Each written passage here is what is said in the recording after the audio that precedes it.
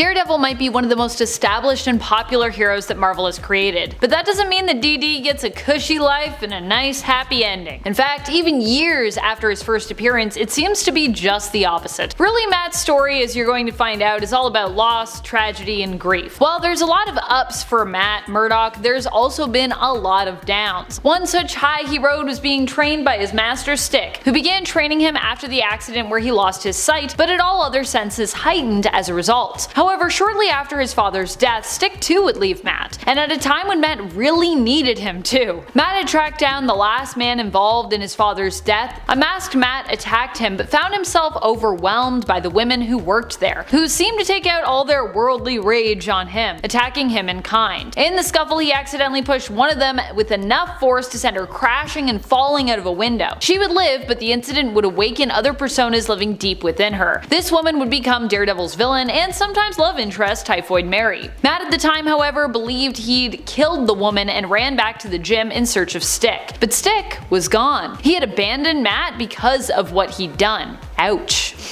Sucks. Number 9. Getting involved with Typhoid Mary. Typhoid Mary wasn't just a person that Daredevil hurt, she'd also become a recurring love interest of his, on and off. And honestly, the moment where he accidentally pushed her out of a window could be considered one of the worst moments of his life, for how much grief Typhoid Mary would cause in his life both as an enemy and as a lover. Typhoid Mary suffers from a dissociative personality disorder, meaning she has personalities that reside within her that are more calm or sweet, but then there are of course also sides to her that are more violent or deadly, and each one is literally their own personality, separate from the other. Typically, the persona of Mary is her sweeter side, Typhoid Mary is her more villainous one, and Bloody Mary is probably the most violent, hate-filled, and unhinged personality of hers. However, it should be noted that while Typhoid Mary is one of the worst people to get involved with Matt, he was also likely one of the worst things in her adult life, at least, to have happened to her, with him re-triggering her split personalities to resurface. Although it wasn't him initially that caused the split, at least. That was trauma from her past. Some really intense trauma, to be real about that. And friends, before I move on to this next spot, if you are loving this list and you want more Daredevil lists, be sure to let us know by giving this video a thumbs up. Number 8. His mother's fate. Not the fact that she became a nun, but more what caused her to leave her family. Later on, we would learn that Matt's mom, Maggie, had abandoned her children due to experiencing severe depression following their birth. As a result of her depression, she also became obsessed with Matt's safety and paranoid that her husband was plotting against her. One night, she became so distraught and confused by her depression that she tried to do harm to young Matt. Jack stopped her, but Maggie was overwhelmed with fear. Terrified, she felt the best course of action was to leave her family so she couldn't do any harm to any of them. She left, became a nun, and even after she recovered from her mental illness, did not return, leaving Matt to grow up without his mother, led to believe by his father that his mother had died when he was very young. Matt would not learn until much later in his life what had really happened to her. Number 7. The death of his father. Let's go back to Daredevil's origins. Right off the bat, life was pretty tough for Matt, starting out as a hero. His dad was Jack Murdock, who was a boxer, and always had dreamed of a better life for his son. And while Matt would go on to have a pretty good life, becoming a lawyer, Jack wouldn't be around to see it. Jack Murdock was killed after he refused to take a dive in a rigged boxing match. The fixer, Roscoe Sweeney, had been the one to order the hit, as he was the boxing organizer who worked with Jack and had ordered him to throw that match. Daredevil would pursue the fixer, attempting to get revenge for his father's death, but Sweeney would die of a heart attack during the chase. Number 6. Secret identity exposed. One of the worst things to have happened to Matt, multiple times really at this point, is having his identity revealed. There are a few instances where this happened prior to Kingpin even learning of his identity through information that Matt's ex at the time, Karen Page, sold him, but I would still say that the reveal to Kingpin was still probably one of the worst. Also, to be clear, Karen Page I don't think explicitly sold that information to Kingpin. She sold the information and then it ended up in Kingpin's hands. Kingpin used the information that he got to make Matt's life a living hell, ruining his civilian life, leaving Matt destitute, with even his reputation as Daredevil and even his costume left in shambles. It really was a rough time just all around. Number 5. Depression. While the revelation of his mother's fate and the death of his father was hard, something else that Matt would inherit would also prove challenging for most of his life. That was Matt's own depression. Like his mother before him, Matt has also struggled with his own emotions and mental health throughout much of his life. We later learn that the struggle of depression is also seemingly Matt's every day. Depression isn't something that he can really escape, but the silver lining is, although he's felt the weight of it, he's also learned how to cope with it. Not necessarily recovering from it fully, but definitely definitely finding a way to live life with his depression and at times kind of move through it, refusing to let it overwhelm him, even at times when, based on what was going on, this likely seemed or felt impossible for him. As a result, Daredevil as a hero likely possesses some of the strongest willpower throughout Marvel's characters. I think it goes like Doom and then Daredevil, with maybe one or two people in between them. I feel like if you're depressed every day and you're constantly struggling and being a superhero and dealing with all of the other, stuff in life, that's pretty impressive. You gotta have a strong will. Number 4. Shadowland. The Shadowland story was really brutal for Matt Murdock and also for readers and fans. DD ended up becoming the leader of the Hand, but it would later be revealed that he was actually not in control of himself during this time, as he was possessed by the Beast of the Hand, a demonic entity. Daredevil did a lot of awful things during this time, including killing Bullseye, building a mighty fortress known as Shadowland, and attempting to kill BFF Foggy. No, not Foggy. All in all, the whole event was a rough go for Daredevil, and by the end of it, he was forced to leave Hell's Kitchen and go on a journey of self-discovery as he tried to find his way back to his initially heroic path. Shadowland was rough overall. It's a rough time in Daredevil's story.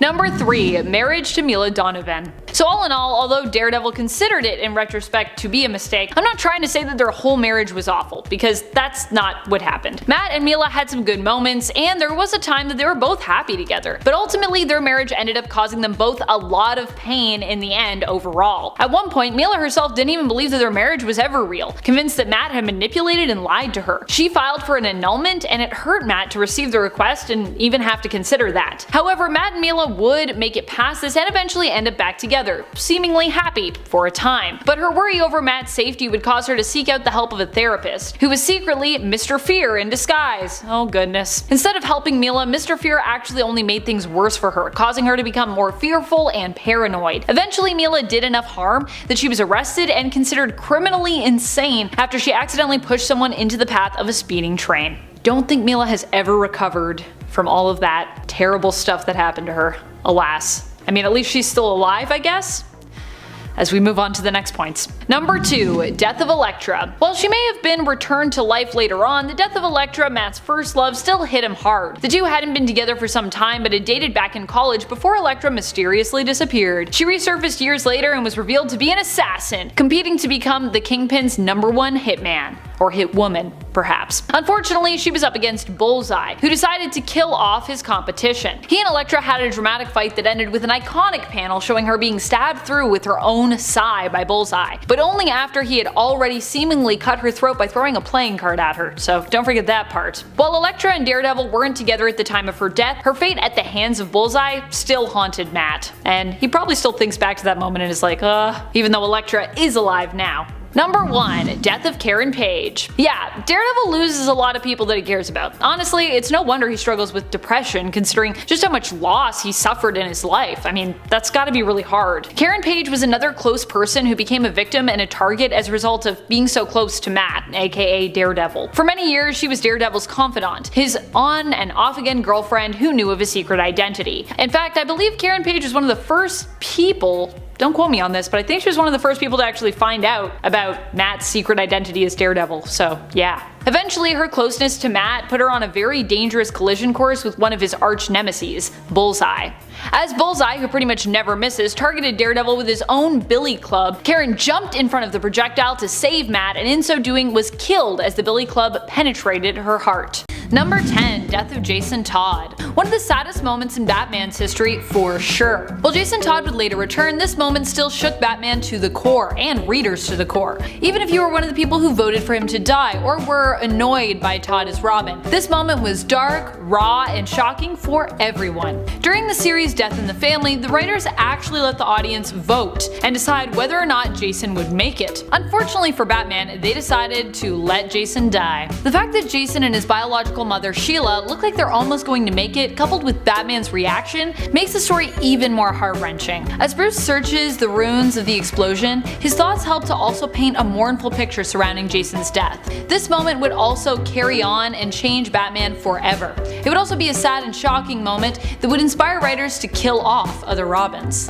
Eee. Number 9. Kitty Pryde in a Bullet. Joss Whedon's run on X-Men was something else. One of the examples of the drama he was able to stir up involved Kitty Pryde. Pryde. After the Earth is threatened by a giant missile, Kitty phases into it when the team can't seem to access its trajectory path. What she discovers is that it is empty, a shell, not a missile, but a bullet. Unfortunately, the type of metal that the bullet is comprised of makes her sick, and causes her to become bonded with it, meaning she cannot phase outside of the shell. With no way to save herself and no way to stop the bullet, she is forced to do the unthinkable, and phase the giant bullet through Earth. She somehow manages to do this, and is presumed dead. The sacrifice she makes, combined with seeing her struggle to produce the strength to do this feat, is amazing and sad. Kitty Pryde was a loved character at the time, and still is, so seeing this happen to her is really tragic. Don't worry though, she wasn't fully done yet. It's still a comic, so she managed to return to the X-Men a few years later. Whew.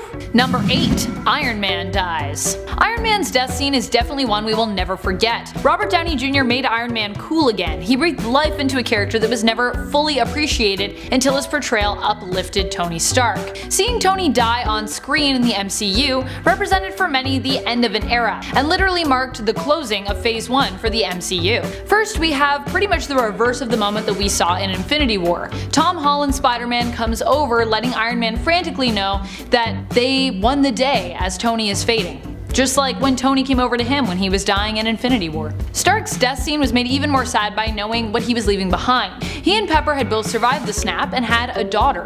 One of the saddest moments in the entire Phase 1 of the franchise was when Pepper comes over to a dying Tony and manages to keep it together, reassuring him by saying, "We're gonna be okay, you can rest now," only letting herself cry after he has passed. The funeral scene was also remarkably sad, with his daughter being promised burgers by Happy and seeming too young to really fully understand the levity of even what happened. Rest in peace, Tony. We love you 3000. Number 7. Superman vs. Depression. In the All-Star Superman series, we see Superman accomplish a number of amazing feats, but one of the most heartfelt is this moment, when he saves a girl from committing suicide in issue 10. He reassures her she was not forgotten as she stands poised on the edge of a rooftop, ready to jump because she was having a breakdown and could not get in touch with her therapist. His words of comfort are that she is stronger than she thinks, and that she can endure this. She has the strength. Depression can sometimes feel like it is more insurmountable than any problem or supervillain. So being there to comfort and support someone in the way of believing in their strength is smart, and it just feels really meaningful. The panels are also beautifully drawn, and the incident ends with the image of the girl giving Superman a hug as she sobs. Truly moving. Number 6. Gwen Stacy dies. At this point you might be thinking, so much death. Losing people is sad and hard, sure, but is this whole list going to revolve around the loss? Losing people is sad and hard, sure, but is this whole list going to resolve around loss? When so many characters have the possibility of just being resurrected around the corner? While you may have a point about resurrection, that is never a full-on guarantee. And a lot of the sadness in these deaths revolve around the circumstances of them. Jason Todd had just rejoined Batman and was a hero till the end. Iron Man had just won the day. And with Gwen, we thought she was safe. The original death of Gwen happens in the Amazing Spider-Man series when she is tossed to her doom by Green Goblin. But our web-slinging hero manages to react fast enough, shooting his web out to save her just before she hits the ground. Unfortunately, there is a sound effect that accompanies this moment that lets us know that Spider-Man's life-saving action has actually resulted in the snapping of Gwen's neck. While it has been debated as to whether or not Gwen was already dead before she fell, the fact remains that these are some sad panels. At this point, we know she is dead, but Spider-Man continues to boast that he has won the day and saved Gwen. Well, she's there, dangling, dead. Number 5. Barry Allen remembers Wally West. Wally West is trapped in the Speed Force and about to die when he goes to visit his uncle Barry one last time to say goodbye. Whether you want to blame the loss of memories on Dr. Manhattan or the Flash, regardless, Barry struggles to remember Wally. But Wally tells him that is okay, and that he will die with love in his heart when he thinks of his Uncle Barry and all he has done for him and meant to him. It is a truly touching and sad moment. As he begins to fully fade away, Barry suddenly appears to remember his nephew and manages to reach out and save him. Many memories flood back to him about his wife's nephew and the two hug. Barry in tears reassures Wally he could never forget him, and so Kid Flash is reunited with his uncle, and also once again saved by him. Duh. Number 4.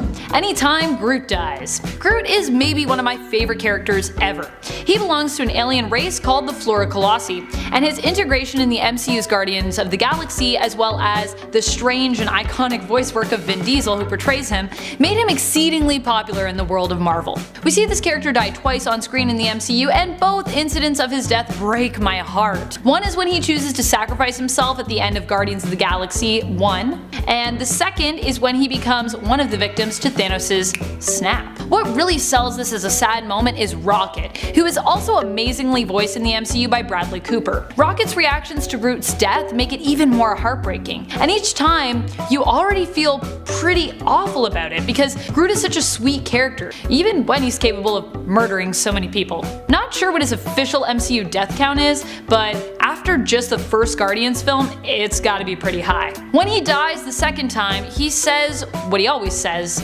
"I am Groot." But obviously every time he says this phrase, we know from other characters' interactions with him that what he means is something other than what we hear, that he is essentially just speaking another language. His last words in Avengers Infinity War were revealed by James Gunn to have meant "Dad." In the script, it literally just reads "Dad," meaning teenage Groot calls out to Rocket like a scared child, revealing he looks to him as a father while he dies. Oh, so sad. Number 3. Batman gets a letter from his parents. After returning from an alternate timeline in the events of Flashpoint, Barry Allen comes with a sort of gift for Bruce. In the timeline he was in, the Batman was actually Bruce's father, Thomas Wayne. And in that timeline, his mother, Martha, becomes the Joker after Bruce, their son, is the one who gets murdered. Barry ends up getting Thomas to help him defeat Professor Zoom and restore the timeline. Before he leaves, Thomas gives him a letter addressed to Bruce, of the timeline that we know. When Barry returns, he delivers the letter to Bruce, who obviously has not received a word from his parents since their death in this timeline. Bruce opens the letter to read it and fixates on his father's signature. Everything Batman has done was sparked by the death of his parents, and this letter and his father's signature understandably brings him to tears. It's not every day that we see the Bat cry. For this reason, this moment gets a high ranking on the sad moment list. Number 2. Spider-Man dies. Or maybe I do mean Tom Holland. To many at this point, he is the only option when it comes to someone who is trusted to play our Earth 616 Peter Parker. This death in the MCU was maybe the one that I have actually felt the hardest. And even though I knew it was most likely going to be temporary, it still made me weep. It also made me worry. Despite everything I knew, part of me was worried as to what if this became permanent. By the end of Infinity War, I was running through all the ways the Avengers could band together and fix this problem. Not because of the millions of others dead, but just because of Spider-Man. The youthful optimism Holland brings to Spider-Man, along with some of his character's blissful ignorance, is what makes this death so tragic. Before this moment, his character is so eager to help, so sure and determined of everything working out, and yet there is nothing that can be done as he feels himself fading right before his mentor's eyes. Worse still, there is nothing Tony can do, as he hears Peter plead that he doesn't want to go before turning to dust. Number 1. Elric brothers attempt transmutation. After the death of their mother, the young Elric brothers work hard to figure out how to bring her back. Using their knowledge of alchemy, they decide to perform a human transmutation in an attempt to bring her back. Unfortunately, they are not quite at the level to understand the toll that will be asked of them and the type of creature that it will lead to them creating. It leads to them bringing back what they interpret is an empty shell of their mother, a corpse-like mess of a creature, in exchange for all that they have already provided, plus Ed's leg and Al's entire body. Edward also sacrifices his arm in exchange for bonding Alphonse's spirit and soul to his set of armor. The two were rough before they attempted the transmutation, grieving the loss of their mother, and the sad ritual leaves them in an even more depressing spot. It's hard to watch the two young, optimistic boys have to deal with the repercussions of their actions. And at number 10, Thanos and Christmas. We all know that Thanos sucks as a parent. Whether you've seen how terrible he was to Gamora and Nebula in the MCU, or you've seen the way that he treated his respective daughter and granddaughter in the comics, you know that universe's best dad is not a mug the Mad Titan has tucked away in his cupboard. But sometimes Thanos' cruelty makes you feel so damn bad for him. And while we will get more justification on why he is the way he is thanks to a revised look at his origin story years later, more on that coming up, stories like these still manage to gut punch you a bit, even without the full context. Now, Thanos does not celebrate Christmas, but when Gamora was a girl, he felt inclined to give her as normal of a childhood as he could muster. His words, not mine. This meant that while he was hardcore training her to be an assassin, he also made sure to celebrate birthdays and Christmases with her. Case in point, these panels where he finds a doll in some rubble, fixes it up, and gives it to her for Christmas. So why is this sad? Because it leaves us so conflicted. Look at the blackness in his eyes, but look at the happiness on Gamora's face. Yet we know how crappy of a parent he is. That, my friends, is a three-dimensional character. Moving on. And at number 9, Doom Goes to Hell. Despite being one of Marvel's mainstay villains, from time to time Victor Von Doom has been portrayed as a tragic hero of sorts. Perhaps one of the most prominent examples of this occurred in 1989's Doctor Strange and Doctor Doom, A Triumph and Torment. Drawn by legend Mike Mignola, this graphic novel sees Doom attempt to save one of the only people he's ever truly loved, his mother. He is trying to rescue her from the depths of hell. Doom's journey ends up taking him to Mephisto, and he ends up incurring hell himself in order to save his mom. The whole thing is pretty tragic. From Doom's request for Doctor Strange's help, to Doom accepting flowers from a child, to, spoiler, his mother rejecting his rescue attempts, the whole thing leaves you feeling for Victor in a way that most readers never have before. Speaking of parents, in at number 8, Thanos' mom rejects him. Remember how we mentioned earlier that Thanos' origins were later explored, which then helped explain why the Mad Titan was, and is, so darn mad? Well, in 2013, a 5-issue limited series titled Thanos Rising was released, and it featured Thanos returning to his home on the Saturn moon Titan, getting all nostalgic, visiting the grave of his mother. We then find out that Thanos' mother straight up rejected him when he was born, literally seconds out of the womb, people. Thanos, who carries the deviant gene, looks different than the other Eternal inhabitants on his planet, who basically look like humans. The Eternals and the Deviants are mortal enemies, so, shocked by his appearance, she tried to kill him. Luckily for him, his father prevented this from happening, and later he would brutally murder his own mother by dissecting her. Oof. And at 7, Doomsday's origin story. Buckle in for this one, friends. So, Doomsday's claim to fame is that when he first hit the scene, he and Superman got into a colossal punching match that caused them both to knock each other out so hard that they seemingly killed one another. Spoiler alert, they didn't. But that's besides the point. When Doomsday was first introduced in 1992, we would learn about how this creature, who only cared about destruction and hate, came to be.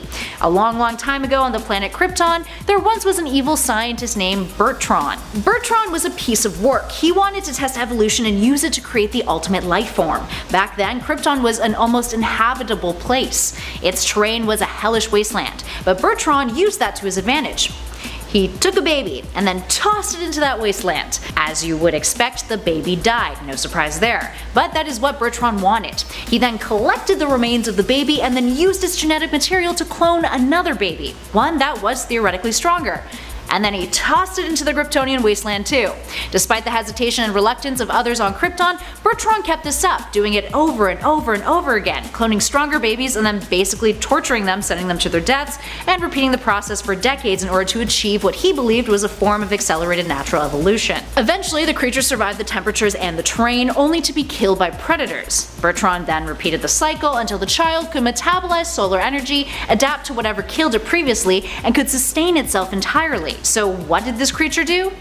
It killed off all the predators on Krypton and then escaped, where it would then travel the universe, beat up some Green Lanterns, and eventually was killed off by a race called the Catalan, who managed to defeat it with a being made of pure energy called the Radiant. Doomsday was then given a dishonorable burial, wrapped up like this. But thanks to his nature, he revived himself, came back to life, and eventually ended up on Earth. And at 6, Korvac's suicide. Back in the late 70s, there was something called the Korvac Saga. The conclusion to this saga, which occurred in the Avengers issue 177 in 1978, the titular villain committed suicide, with his dying act being to restore the Avengers and the Guardians characters before he bit the cosmic dust. So, what happened? Let's backtrack. In 1975, Marvel readers were introduced to a new villain, Korvac, also known as Michael Korvac or the Enemy, a character who came from another Earth set in the future.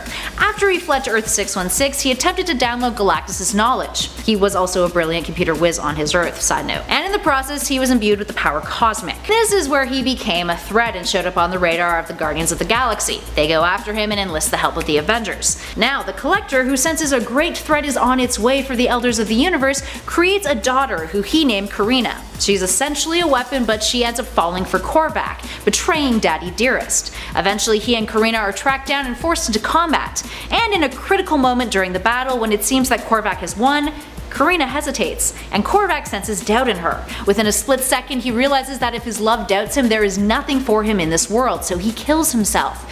It's not particularly gruesome or gallant. Korvac just drops, glows a little, everyone is revived, and Karina is horrified. In general, Korvac's tale is a tragic one. Towards the end, he just wanted to be with the woman he loved. Although he did come back, and that's a whole other thing, but Keeping things grim, at number 5, Zemo almost commits suicide. Taking a detour out of the comics and instead a look at the MCU, let's talk about Helmut Zemo and his scene with Black Panther at the end of Captain America Civil War. Obviously, spoilers if you haven't seen it, but it came out years ago, so that's your fault. So while Cap, Tony, and Bucky are brawling away thanks to Zemo finally getting his vengeance, T'Challa stumbles upon Zemo sitting outside. Rather than kill him, he decides to break the cycle and become a part of it. He chooses to let Zemo live, preventing the villain from killing himself, with the intent of turning him over to the authorities because justice, etc. Zemo has lost everything and doesn't really even have the satisfaction of successfully pulling off his scheme. He just misses his family. The whole scene is a bit of a tearjerker, but T'Challa does the right thing. And hey, that now means we get Zemo returning to the MCU in the upcoming Falcon and the Winter Soldier TV series, so I guess everything worked out in the long run. Or not. Zemo's still bad. Presumably. And at 4, Bane's origin story. Bane is a complex character in the DC universe, so it's fitting that he has an atypical origin story. Bane was born inside of a prison. If that wasn't bad enough, in this prison in Santa Prisca, it had been predetermined before he was even born that he would be serving out a life sentence in his father's place. That's brutal. Bane was raised by other inmates and was forced to fight for food daily just to survive. As you can tell, this prison was super rough, and when he was a small child, he committed his first murder in there, hiding a weapon inside of his teddy bear. By the time he became an adult, he was experimented on and presumed dead after one of those experiments, and was then tossed out to the sea. But Bane wasn't dead, and you guys know the rest of the story from there. And at number 3, Valeria. Another Doom moment on this list. This one is a bit more specific than our last one though. In Fantastic Four issue 54 from 2002, Dr. Doom ends up helping the Fantastic Four instead of fighting them, in a way that you wouldn't expect. When Sue Storm was pregnant and Reed was away on a mission, Johnny Storm had to call up Victor to help deliver the baby. Now this was due to complications with the pregnancy because of the cosmic rays that had given the team their powers initially. Using his mystical capabilities, Victor safely delivered the child and requested that in return she be named Valeria. So why is this sad AF? Because Valeria is the name of the woman he had loved in the past, his very first love, who he was forced to kill.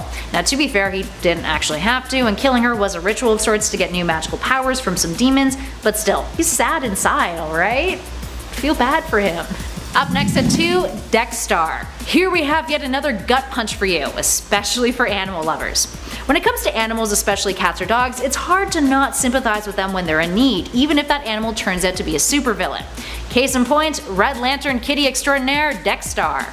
Dex-Starr used to be Dexter, a stray cat who was adopted by a young adult living in Brooklyn, New York, and Dexter loved that owner dearly. Here's where the tragedy comes in. His owner was brutally murdered, which poor Dexter witnessed, so he was back on the streets, where he was then abused by street thugs looking for a cheap thrill. After they beat up Dexter, they threw him off the Brooklyn Bridge assuming he was dead. But instead, filled with rage, Dexter was granted a Red Lantern ring and killed his attackers. I don't know about you guys, but I really want to go home and hug my cat right now. Oh, why would they hurt a cat? But now he's a supervillain and can fight against them. Overall, I'm very conflicted, you guys. And last but not least, in at number 1, Magneto's origins. What's sadder than the Holocaust? Seriously, it is the most tragic event to ever occur in all of human history. Not to, try to compare tragedies or anything, they're all bad, but this one was really, really bad. If you don't know your history, you should probably give it a Google and then prepare yourself to cry a lot. It's a narrative that Marvel borrowed when bringing Magneto to life, a creative decision that makes everything the mutant villain does that much more impactful.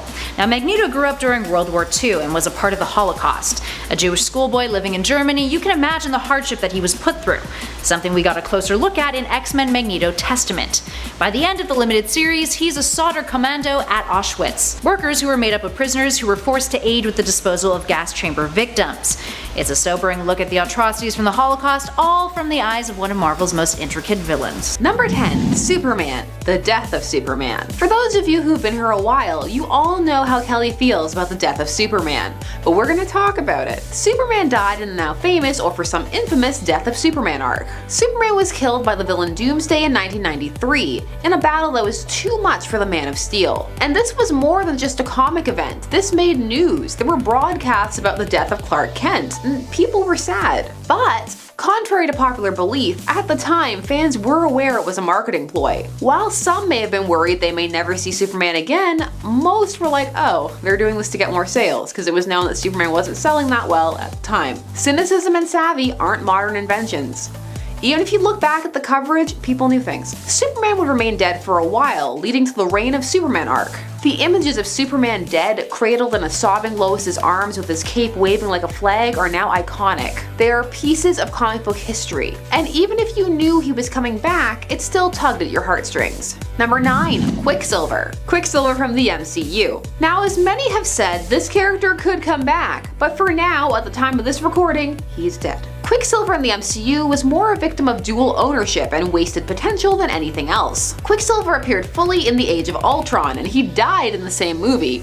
He died as a human shield for Hawkeye because he was starting to form distinct relationships with members of the Avengers, and some were hoping he would stick around. However, there was another Quicksilver at the same time, a more popular Quicksilver over at Fox in the X-Men universe, pre-Disney purchase. And there's an unspoken rule that companies don't like having two of the same characters on the big screen at the same time. For most, they felt this death was a waste, as he could have been incorporated into the universe. At this point, it's been years since Age of Ultron came out in 2015, but some feel it was a missed opportunity. Guess he wasn't fast enough. Number 8. Captain America. No, we're not talking about Cap putting himself on ice, we're talking about the end of Civil War. Civil War the comic event, the first one from 2006, Civil War 1. After Tony and Steve's friendship was destroyed by the pro or anti-registration argument that escalated from 0 to 100 in a couple of panels, and it was about as subtle as Thor's hammer to the face, Cap put an end to hostilities after seeing all of the damage that him and the rest of the heroes were doing around them. They were fighting each other, it was real intense. However, after Cap surrendered himself, he was shot on the courthouse steps, and this did not go over well. Captain America is a cultural icon in the States. He stands for more than just a character, so when things happen with him, it tends to have a ripple effect. His death here after the whole Civil War arc hit some people hard. They said it was like the death of American values. This was Hydra Cap before Hydra Cap. Of course Cap came back, but this ending did not sit well with everyone. Number 7. Green Arrow, Crisis on Infinite Earths. Crisis on Infinite Earths is now not only a giant event from 1985, but a mega event in the CW television Arrowverse. It was the end of an era, the end of Oliver Queen, and Arrow, signaling the start of an Arrowverse, well, without Arrow. It was rumored for a while that the end of Crisis would see the end of Ollie, but for many, it was like the end of an entire era. His funeral was a veritable who's who of every character who had returned in Crisis, which was quite the cast of characters. For many who've been following the Arrowverse since it started, this was quite the moment. People can joke, but hey, we all have our shows that touch us and that we follow. Pour one out for Oliver Queen. Number 6. Jean Grey, the Phoenix. The first time. The Phoenix and the Dark Phoenix sagas are now classic X-Men story arcs and were actually named that afterwards by fans. They are also home to a grand retcon once they concluded, wherein Jean was never truly the Phoenix at all, but rather it was a force that took her form and her body was in a cocoon under the ocean. This was 100% so that she was no longer responsible for killing billions of people when she blew up that solar system. Anyways, at the end of the trial of the Phoenix, Jean was able to recognize that she was out of control and couldn't handle the power in her body. So in order to save the universe from herself, she killed herself in front of Scott as he begged her not to. This was a tragic moment. Also, because this arc was a huge factor in making Jean popular, really popular in her own right. Jean's sacrifice was largely undone by the retcon, but it's still a classic moment. Number 5. Stephanie Brown. Stephanie Brown first debuted in Detective Comics number 647 in 1992, and managed to make quite a name for herself. The daughter of the Clue Master, she was seeking to forge her own path, and this led to her own vigilante identity as Spoiler. She would really take hold in Robin's comic, then Tim Drake, and would eventually decide to take on the mantle of Robin in her own right. It was here that her path would take a turn, and she would become involved in an arc called War Games. Here she would be attempting to assist Batman, but also he would not treat her exactly like other Robins. He wouldn't share information with her, information that would save her life, as she ended up inserting herself into all this gangland mafia warfare and she died as a result. This plot was extremely poorly received. When she was first seen in her hospital bed, fans were convinced she was gonna make it, and were devastated when she didn't. begging Batman to take care of her daughter. Even if you weren't the hugest fan of the character, how she was treated made Batman look terrible, when just some basic info could have saved her. Her death would sloppily be retconned a few years later. Number 4. Logan. We're talking about the 2017 film that decided that you had enough happiness in your life, time for some sadness. Logan was heralded as a retelling of the Old Man Logan comic, but it isn't really, not in story, but instead in tone. A dour, sad world where heroes have fallen and life is bleak. Seeing Logan fight to protect his daughter and a small cabal of mutants even as his body begins to fail him is heart-wrenching. All of this is as the movie moves towards its inevitable conclusion, that of his sacrifice. It's heartbreaking seeing him laying there while X-23 watches over him, but at the same time he gets to be at rest. It's another end of an era. Hugh Jackman is the Wolverine for many people, the only one they've known, and to see his end like that on screen, for some, was pretty touching. Number 3. Jason Todd. Jason Todd died by a vote, call in to decide whether he lives or dies, and his death was tragic for many reasons. Not only did many deem this vote unfair and cynical, but they also felt that to kill a teen was too dark. However, paradoxically for many, Jason had never been more interesting than he was right before he died, and it was his death and over time the increased sense that it was unfair that fueled the character's popularity enough for his return, or for him to stick around after he returned. Jason would most likely not be as loved as he is had he not died as he did. His death and its legacy, both in canon and outside of it, are part of what has made him the character he is today. The iconic images of Batman holding his impressively intact corpse, that of Jason Todd, are ones that have gone down in comic book history. The building exploded. There should be goo. Number 2. Rorschach. Yes, the Watchman, the classic Alan Moore Watchman for this number. Each of the heroes within this work are meant to represent a different philosophical viewpoint when it comes to heroism. They are also all meant to be inherently flawed as people. In short, everyone is nuanced. Rorschach is broken. Once an idealistic hero, after seeing the brutality people are capable of, it shattered him and he became cold, distant, cynical, and pretty judgmental. However, part of what made the divide so great was his absolute faith in what is right and what is wrong, and a disbelief in how far some would stray from that. Hence, when Adrian, aka Ozymandias' plan is revealed at the end, he can't live with it, even while the others can maybe see their way to it being for the best. Rorschach's convictions are so great, as is his turmoil, that he demands Dr. Manhattan just kill him because he will reveal what happened. And as he stands there, tears streaming down his face, Dr. Manhattan does just that. Makes him explode. It's sad on a few levels. 1, to see a character so torn, and 2, because of the purity of heroics he believed in. It's kind of like witnessing the death of that, erased by the ends justify the means mentality of Adrian. It's a standout moment in a work full of standout moments. Finally, in at number 1, Captain Marvel, dying of cancer. We are here talking about Marvel's first Captain Marvel, Captain Marvel. He had a unique death. Well, him and the Question, but the Question happened later. His death involved him dying of cancer. It is not common for heroes to die of such relatable means, and it made his death all the sadder. It was a special space cancer that he caught by trying to save the galaxy, but still. He died in the hospital surrounded by his friends, but received a surprise gift from his enemy, Thanos. He felt that he deserved a hero's death and organized for him to feel as though he was fighting in his last moments. This was until Captain Marvel felt he didn't need the illusion anymore and embraced death and walked off into the light with death and Thanos at his side. It was a big moment and it felt climactic. He would be succeeded by the second Captain Marvel, Monica Rambeau. In at number 10, Doctor Strange. Here we have a case of a character who had to lose everything he held dear in order to become the superhero he is today, which actually was for the better. We're talking about Dr. Stephen Strange. Significantly more self-centered than the other characters on our list, Strange, prior to becoming a master of the mystical arts, was an egotistical doctor who only cared about wealth and his impressive track record as a well-known, and arguably the best, surgeon around. He gets into a car crash which shatters the bones in his hands and causes major extensive nerve damage, resulting in his hands having an uncontrollable tremble. As a depressed drifter, he spends all of his wealth looking for a way to heal himself, and then he gets wind of the Ancient One. In the comics, he hears about the Ancient One when overhearing 2 sailors discussing them. And you guys know the rest of the story, or at least I hope. You should. If you don't, read some more Doctor Strange. In at number 9, Superman. Superman may be doing alright these days, but when the hero first realized the truth behind his origin, there was a period where he felt really lost. Sure, the Kents were awesome adoptive parents, but if they hadn't have found him, Superman would have had nothing. Superman's origin story is perhaps the most well known, aside from his DC pal Batman. Doomed planet, desperate scientists, last hope.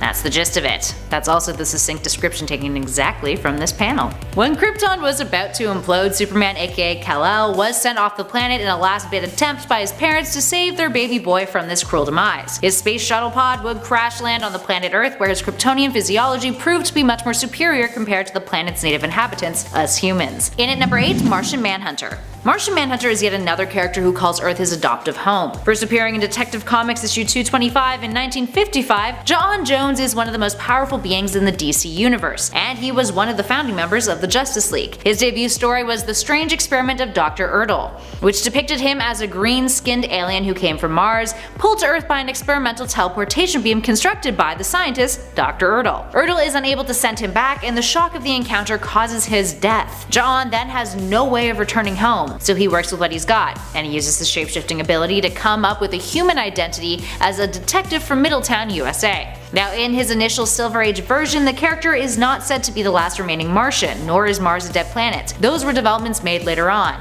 And actually, kind of take away more from him than he initially anticipated. Your race is pretty much dead, your home planet's desolate, you're the last one really kicking around, or so you think. That's gotta be hard on any hero. In at number 7, Deadman.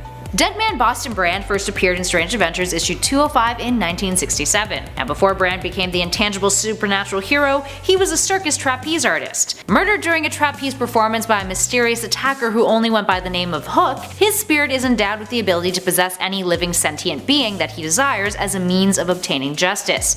Here's where it gets real tragic though. Deadman is a disembodied spirit, and it's a lonely existence to have. He can't be seen or heard by most people with the exception of a few powerful mystics, and his main means of communication is by using other people's bodies. He also is unable to possess those with strong minds like Batman, or at least is forced out of their bodies within a very short amount of time. Plus, if Kingdom Come is any sort of indication, his future might not be the brightest, but definitely the boniest. In at number 6, Cyclops. When Cyclops first hit the scene in the X-Men issue 1, 1963, the character was the archetypal hero, the leader of the team who strived to do what was right following the teachings of Professor Charles Xavier. As time went on though, particularly in the modern age, we slowly watched Cyclops transition into a more militant leader, operating under more extreme ideologies and violent policies, which would eventually be his undoing.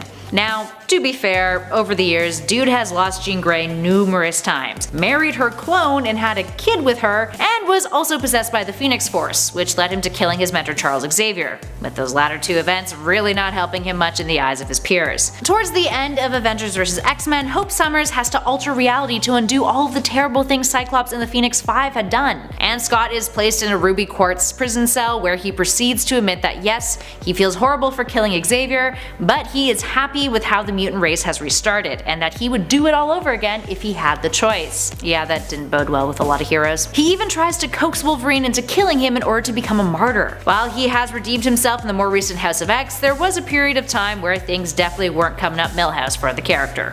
In at number 5, the Spectre. Resurrection is a theme on our list today. The Spectre is another DC character who has risen from the dead, but arguably some could say that he actually gained more by losing everything. Sort of. First appearing in Morphin Comics issue 52 from 1940, he used to be a man named Jim Corrigan, a hard-boiled cop who was knocked off by thugs while he was on his way to his engagement party. He was stuffed in a barrel, the barrel filled with cement and then dumped into some water. He's brought back to Earth when his spirit is refused entry to the afterlife, with an entity called the Voice returning him to the world of the living in order to seek out revenge. He then kills the thugs who murdered him and breaks up with his fiancée. He was later revived in the Silver Age by Julius Schwartz, leaning into that undead spirit vibe some more, with his powers vastly increasing, making him nigh omnipotent. So maybe he actually gained something from all of this, but also had to leave his mortal life behind. Moving on to number 4, Jessica Jones. Jessica Jones is yet another character on our list who has a tragic origin story. Debuting in Alias issue 1 in 2001, Jessica Campbell was a student who went to the same high school as Peter Parker did, Midtown High. Her father had scored free tickets to Disney World, and on their way back from that family vacation there, Jessica and her family get into a car crash. But not just a regular old car crash. They collide with a military convoy carrying radioactive chemicals. Jessica's whole family is killed off, she ends up in a coma for several months, and then wakes up to the horrific news that all of her loved ones, or pretty much deceased. She ends up in an orphanage and is adopted by the Jones family, who then re-enroll her at Midtown High. Peter, who sees her as a kindred spirit, tries to reach out to her, but she lashes out at him, confusing his kindness for pity.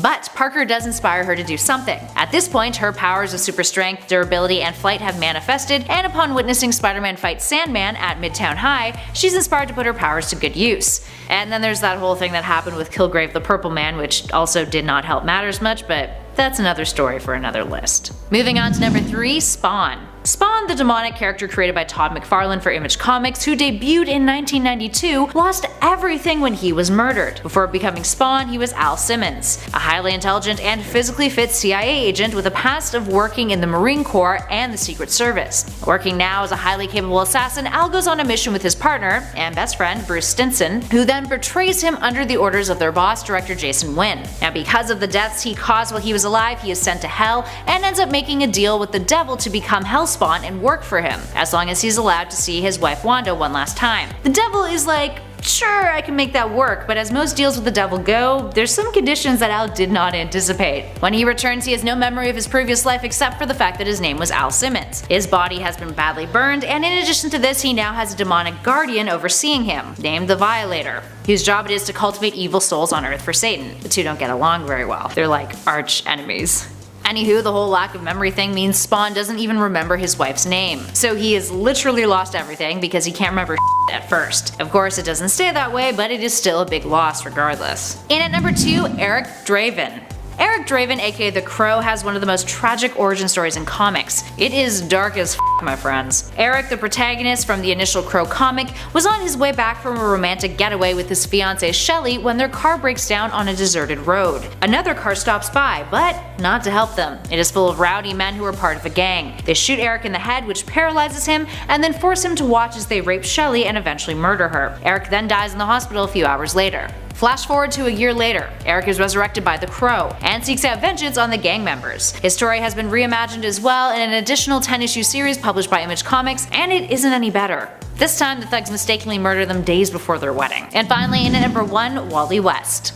Let's look at a character who, more recently, in the New 52, had so much of his life stripped away. In 2011, when DC rebooted their universe with the New 52, many were shocked to see that the Flash, Wally West, had been written out entirely, as if he never existed. He would then return in DC Rebirth in a story that explained his absence by revealing that Wally had been lost in the Speed Force for 10 years, following the events of Flashpoint, with Barry Allen eventually dragging him out of the Speed Force, which is why he returned. Wally's family remained wiped from existence with no one who could remember them aside from himself, which caused his mental health to seriously deteriorate. Because of this, he sought out help for his trauma that he was enduring, ended up at the Superhero Rehabilitation Sanctuary. But his feelings of isolation became too much, something in him snapped, and he ended up massacring several heroes who were also at Sanctuary. And hey, if you were trapped in the Speed Force for 10 years, you probably wouldn't be the sanest either. But he did try to cover it up by running into the future, killing his future self, and then bringing back his corpse in order to make it look like he was one of the victims too. That didn't work, and eventually it was revealed that he was responsible. Then he willingly went with the Justice League to a prison of theirs. Yeah, tough time for Wally. But apparently he's getting godlike powers now, so I guess good for him? In at number 10, Doctor Strange. Dr. Stephen Strange was once a world-renowned surgeon. With such a high-ranking position in his field, many viewed him to be a bit of an egotistical jerk from time to time. In a freak car accident that nearly took his life, the doctor woke up in a hospital bed with his hands floating in casts before his very eyes. His entire profession depended on just how steady his hands were, and now with such terrible nerve damage, he would never be able to operate on patients ever again. You can imagine the psychological toll that this would play on your brain, having your entire livelihood ripped away from you after one accident. Luckily, in his search for a cure, which just seemed like a pipe dream at the time, he soon found himself in the Himalayas. After meeting the Ancient One and undergoing rigorous training, he was finally able to let go of the pain that this accident had caused him. In at number 9, Superman. We all know the story of Superman, but the majority of people gloss over just how tragic this origin truly is. Perhaps it's because after his ship crash landed on Earth, he was raised by such a wholesome family that fostered him and his alien powers. When you really think about it though, his home planet had exploded, which completely wiped everyone that loved him. A whole world full of people just like him was now gone. he now has the awful task of being raised in a world where he is the obvious outcast. Imagine finding out that you were adopted and then discovering that you're this mysterious alien. It's hard enough to discover your own life's purpose, but for Clark Kent, most of the time he would be dealing with split personalities his entire life. He has to be both Clark Kent, the average human, while simultaneously exploring his powers to rid the planet of evil. In at number 8, Daredevil. As the story goes in the first issue of the 1964 Daredevil series, a young Matt Murdock is walking home from school when in the distance he sees trouble brewing for an elderly man. Little did the man know a truck was heading in his direction and death was knocking at his door. Not on Matt's watch though. In a heroic act, the teenager throws himself in front to save this elderly man. In the process of doing such a selfless act though, his eyes are sprayed with these radioactive chemicals. The man was saved, Matt survived, but the chemicals had left him permanently blind. Nothing says tragic like a teenager with his whole life in front of him being told by a doctor that he would be blind for life. Luckily this is the comic book world, so he was able to spin this into a strength and become the superhero that we know and love as Daredevil. However, in any other world, this story of a hero sacrificing himself for the betterment of others is inherently a tragic tale. In at number 7, Spider-Man. The majority of these tragic stories begin with the hero having no powers, for which a tragic occurrence then leads to them either discovering or developing them. For Peter Parker, he had already been bitten by a radioactive spider that gifted him with his new powers. Although, with his newfound powers, he believed that this was his way to make some money in show business. However, with this distraction now in his life, it pulled him away from being at home to watch over his elderly Aunt May and Uncle Ben. As fate would have it, an intruder burst into the home, attempting to rob the place, only to fire a single fatal shot at Uncle Ben. Peter largely blamed Uncle Ben's death on himself for being too late to save him, even tossing his Spider-Man attire into a closet, wishing that he had never left. This is a tragic story not only because Peter takes the full blame of this freak occurrence, but it soon fills him with vengeance, which is not a great way to start a hero's journey. In at number 6, Dr. Manhattan. Born as Jonathan Osterman, the Doctor had lived a very normal life. It's July of 1959, and Dr. Osterman was in love with a woman named Janie Slater. She was a physicist like John, and at 30 years old, he had his whole life in front of him. The two were first introduced to each other by a good friend of John's from college named Wally Weaver. After leaving the Intrinsic Field Laboratory one day with Wally and Janie, John realizes that he left his watch inside. Little did John know was that the Intrinsic Field room was on a timer, and when he entered, the door closed behind him, locking John inside. When he tries to open it, Wally is on the other side and is quickly turning very pale. Wally realized that there was nothing that they could do to save him, and after being blasted by radiation, his colleagues watched helplessly as it essentially just vaporized him. This tragedy could be the origin of when Manhattan really started to separate himself from the rest of humanity. Additionally, he was blamed for the death of his friend Wally, who would pass away from cancer 20 years later. Man, that's tragic. And at number 5, Rocket Raccoon. Imagine a little raccoon running free, rummaging through trash cans and building a home in the forest. Now, take those innocent beginnings and throw in an unknown, creepy, mad scientist into the mix. This is Rocket's tragic origins. Once a free animal doing his thing, he was kidnapped and experimented on. First, they surgically attached cybernetic implants and then gave this innocent animal the mental capacity for not just self-awareness, but consciousness as well. Then, the newly armed and murderous raccoon became a violent space pirate known simply as just 89P1. Never a good start when your new name starts with numbers. Combined with the psychological effect this would have on his new identity, Rocket was also aware that he was the only one of his kind. Now he leads the lonely life of being possibly the universe's only talking raccoon. In at number 4, Spawn. Typically the rule of thumb when it comes to origins is that the more terrifying the hero, the more tragic their story must be. Spawn fits this formula to a T. Born Albert Francis Simmons, Al was a contract killer, and after being betrayed by his best friend, he was murdered on the job. Soon, the once highly capable CIA operative is having his soul sent to the bowels of hell, and while there he strikes up a deal with a demon allowing him to return back to Earth. However, he never returned in the way that he left. Instead, he was a disfigured demonic entity known as Spawn. To make matters worse and beyond tragic, in the 5 years that he had been dead, his wife remarried. Although she didn't just marry anyone, she married the man that killed Al, while also letting this killer father a child? Needless to say, Spawn was more than a little bummed out about this, and not to mention, this deal he struck up with his devil was really a ruse to further the demon's unholy war against all life. In at number 3, Batman. As sad as Superman's story was and the whole not knowing his parents thing, a much more tragic story would be knowing them, loving them, and losing them right before your eyes. This is Bruce Wayne's story for all of eternity. He must live with the recurring nightmare of watching his entire life be destroyed in a dark alleyway, something that would mentally break even the strongest of human beings. When a common street thug robbed the Waynes at gunpoint, they refused to give in to the criminal's demands, causing the man to shoot them both, leaving a young boy alone with his deceased parents in the dangerous streets of Gotham. This was a pivotal moment in Bruce's life and became the obsessive driving factor for really everything. He began training day after day, seeking to destroy the entire criminal underworld of Gotham that took his parents. In at number 2, Rorschach. Ranking near the top as one of the more tragic origin stories, we have Walter Kovacs. Born into a terrible home, his father was extremely abusive and his mother was a prostitute. Walter's parents never allowed him to truly experience the world. As such, his view was that the majority of life on Earth had evil intentions. His father would mercilessly beat him while also taking away any form of education in his life. Ironically, Walter was born as a very intelligent child who actually was excelling in his classes and had displayed interest in religious education. His father's violence beat any longing for knowledge out of him though, turning his life into a series of heinous crimes. For example, at just 10 years old, he shoved a lit cigarette into the eye of an older child who was bullying him, leaving the boy partially blinded and sending Walter to jail. This was the turning point where he became the homeless vigilante who wears a literal psychiatric experiment for a mask and goes by the name Rorschach. Last but not least, in our number 1 spot, Eric Draven. This makes our number 1 spot because the tragedy in this comic book stretches beyond the pages and into the author's real life. The character of Eric Draven in the story of The Crow is extremely dark and was the way for James O'Barr to channel his anger and pain of losing his fiancée to a drunk driver. In the story, Eric and his girlfriend Shelley are returning from a romantic vacation when their car breaks down on the side of the road. A gang notices and decides to capitalize on the couple's misfortune.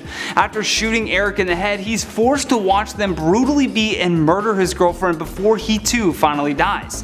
Soon Eric is resurrected from the dead, given the gift and curse of immortality while being guided by a supernatural crow.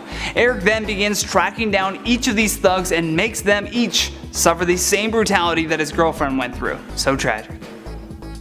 I think I might go cry into a pizza now.